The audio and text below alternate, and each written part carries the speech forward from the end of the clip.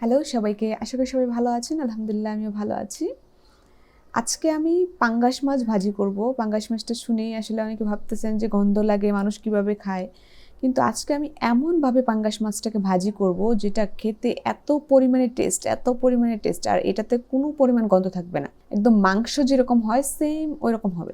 দেখেন, যার জন্য আমি এখানে মাছগুলোকে ভালো করে পরিষ্কার করে ধুয়ে নিয়েছি। এখানে আদা, দেন হচ্ছে রসুন বাটা, ধনিয়ার গুঁড়া, মাংসের মশলা কিন্তু অবশ্যই অ্যাড করতে হবে। আপনি যদি গন্ধ ছাড়া একদম পাঙ্গাস মাছটা খেতে চান সেক্ষেত্রে অবশ্যই আপনাকে মাংসের মশলা ইউজ করতে হবে। দেন লবণ, মরিচের গুঁড়া অ্যাড করে দিয়েছি। অ্যান্ড লাস্ট টাইমে আমি হলুদের গুঁড়াটাকেও অ্যাড করে দিব। যেহেতু আমি একটু ঝাল পছন্দ করি, এটা পাঙ্গাস মাছ, যার জন্য একটু বেশি পরিমাণে ঝালটা দিয়েছি। ঝাল ঝাল হলে মাছ ভাজাটা খেতে অনেক বেশি ভালো লাগে আর কি। আর দেখেন, আমি ভালো করে মিক্স করে নিচ্ছিলাম। যেহেতু আমি রসুনটা ফ্রিজে রেখেছিলাম, এটা বরফ হয়ে আছে এখনও, যার জন্য একটু হাতে ডলে ডলে এটাকে মিক্স করে নিচ্ছিলাম আর কি। আমি একটুও পানি ব্যবহার করিনি, যাতে মশলাটা ভালো করে মাছের গায়ে লাগে। এটা আমি কতক্ষণ ম্যারিনেট করে রাখবো মেখে টেকে, ভালো করে মেখে নিচ্ছিলাম। দেখেন, হাত দিয়ে ডলে ডলে মাছগুলোর গায়ে একদম মশলাটাকে মিশিয়ে নিচ্ছিলাম। দেখেন, যতটুকু মশলা আছে আমি তাও নিয়ে নিয়েছি। পাশে দেখেন একটা তেল ছিল মাছের, সেটাও আমি অ্যাড করে দিয়েছি এখানে। তেলটা থেকে কিন্তু অনেক অনেক পরিমাণে তেল আরও বের হবে। হ্যাঁ, মাছের তেল দিয়ে মোটামুটি মাছ ভাজা হয়ে যায় বলা যায়। দেখেন, আমি অল্প একটু তেল নিয়েছিলাম, তেলটা গরম করে দেন হচ্ছে মাছের তেলটা সবার আগে দিয়ে দিয়েছি, যাতে মাছের তেলে যে এক্সট্রা তেলটুকু আছে সেটা যাতে বের হয়ে যায়। আমি কিন্তু মোটামুটি 30 মিনিটের মতো ম্যারিনেট করে রেখেছিলাম। আপনারাও ম্যারিনেট করে রাখবেন।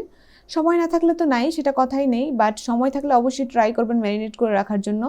কারণ তাহলে মশলার যে একটা ফ্লেভার আছে সেটা মাছের ভিতরে প্রপারলি যায়, সেটা তখন ভাজি করলে ফ্লেভারটা খুব ভালো আসে। অ্যান্ড হচ্ছে দেখেন, আমি একটু নেড়ে চেড়ে দিচ্ছিলাম, যেহেতু অল্প একটু তেল এখানে আমার কাছে মনে হচ্ছে, বাট ওই মাছের যে তেলটা আছে এটা থেকে দেখবেন পরবর্তীতে আসলে তেলটা আরও বের হবে। অ্যান্ড আমি দেখেন মাছগুলোকে উল্টে দিতেছি, কারণ এক পাশটা আমার কাছে মনে হচ্ছে যে হয়ে গেছে, আর দেখেন তেলটা থেকে আমি চেপে চেপে তেলগুলো বের করে নিচ্ছিলাম। এটা কিন্তু কিছুই থাকবে না, পুরোটাই তেল বের হয়ে চলে আসবে। হ্যাঁ, অ্যান্ড দেখেন আমি মাছগুলোকে উল্টে দিচ্ছি। যাদের বাসায় পাঙ্গাস মাছটা খেতে চায় না, প্লিজ আপনারা এরকমভাবে ট্রাই করে দেখবেন। এটা এত পরিমাণে টেস্ট হয়। আর এটা ভাজি করার পরে এটার একদম কাটা বলেন, মাছ বলেন, পুরোটাই একদম মুচমুচে হয়ে গেছিলো। এটা এমনিতেই খাওয়া যায় ভাত ছাড়াও। আর আপনি যদি ভাত দিয়ে খাওয়ার কথা বলেন সেক্ষেত্রে আপনি 1-1.5 প্লেট ভাত শুধু এক পিস মাছ দিয়ে অনায়াসে খেয়ে ফেলতে পারবেন। এত এত এত বেশি পরিমাণে টেস্ট হয় এটা। হ্যাঁ, আমাদের বাসায় কিন্তু অনেকেই আছে যারা আর কি পাঙ্গাস মাছটা খেতে চায় না। আমি যখন এরকম করে ভাজি করে দেই তখন তারা খুব তৃপ্তি সহকারে খায় আর কি। হ্যাঁ, অ্যান্ড অনেকের কথা কি বলবো, আমি পাঙ্গাস মাছটা মূলত বেশি একটা পছন্দ করি না, কারণ গন্ধ হয়। পাঙ্গাস মাছটা একটু অন্যরকম গন্ধ হয়, ফ্লেভার হয়, যার জন্য পছন্দ করি না। আর আমি কিন্তু এরকম করে ভাজি করলে ঠিকই খাই, সবার আগে খাওয়া শুরু করে দেই, যেটা আমার অনেক অনেক অনেক বেশি পছন্দ। আপনারা এরকম করে বাসায় ট্রাই করে দেখবেন।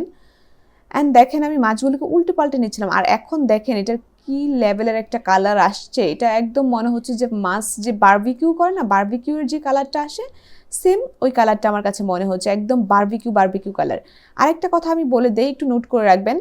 লাস্ট মোমেন্টে কিন্তু আপনারা একটু ঢেকে ঢেকে ট্রাই করবেন। প্রথমে কিন্তু আমি ঢেকে দেই নেই মাছটা ভাজার সময়। লাস্ট মোমেন্টে যেহেতু মাছটা ড্রাই হয়ে আসে, আপনি যদি ঢেকে না ভাজেন সেক্ষেত্রে মাছটা ড্রাই হয়ে যাবে, তখন আসলে খেতে যে জুসিনেসটা থাকে মাছের সেটা পাবেন না, ভালো লাগবে না খেতে। যার জন্য আপনি লাস্ট মোমেন্টে ট্রাই করবেন একটু ঢেকে ঢেকে ভাজার জন্য, তাহলে খেতে অনেক অনেক অনেক বেশি মজা হয়। আজকে এ পর্যন্তই, দেখা হবে নেক্সট অন্য কোনো একটা টিউটোরিয়ালে। আমাদের সাথেই থাকবেন।